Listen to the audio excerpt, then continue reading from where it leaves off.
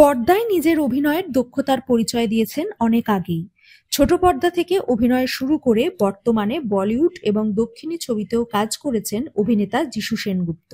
বহুদিন বাংলা ইন্ডাস্ট্রিতে নামের আগে অপয়া তকমা সেটেছিল, কিন্তু এখন তিনি টলিউডের অন্যতম সেরা নায়ক। খাদান ছবিতে তার অভিনয়ে মুগ্ধ দর্শক, দেবও তার প্রশংসায় পঞ্চমুখ। দেব বলেন, যিশুর একজন হেয়ার ড্রেসারের যা পারিশ্রমিক তা ইন্ডাস্ট্রির অনেক শিল্পীদের থেকেই বেশি। তাকে সিনেমায় পাওয়া ভাগ্যের ব্যাপার।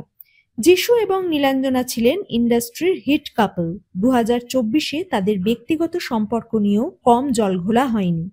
শোনা যায়, কলকাতায় এলেও যিশু নীলাঞ্জনা একসাথে থাকেন না। মেয়েদের সঙ্গেও ভালো সম্পর্ক নেই। তবে তার বড় মেয়ে সারা সেনগুপ্ত ছোটবেলায় অভিনয় করেছিলেন উমায়। 2018 সালে ছবিটি মুক্তি পায়।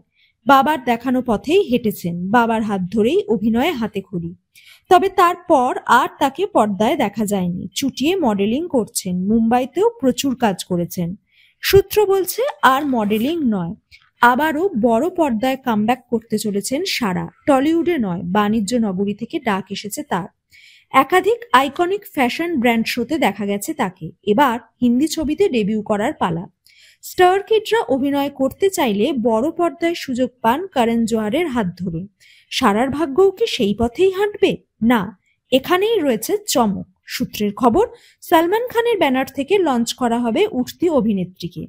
যিশুর সঙ্গে পথ আলাদা হওয়ার পরেও সারা এবং জারাকে নিয়েই জীবন সমুদ্রে এগিয়ে যাচ্ছেন নীলাঞ্জনা।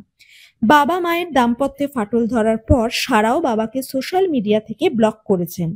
অভিনয়ে তার রক্তে। শোনা যাচ্ছে, এবছরে যিশু কন্যার কেরিয়ার বাঁক নিতে পারে অন্য পথে।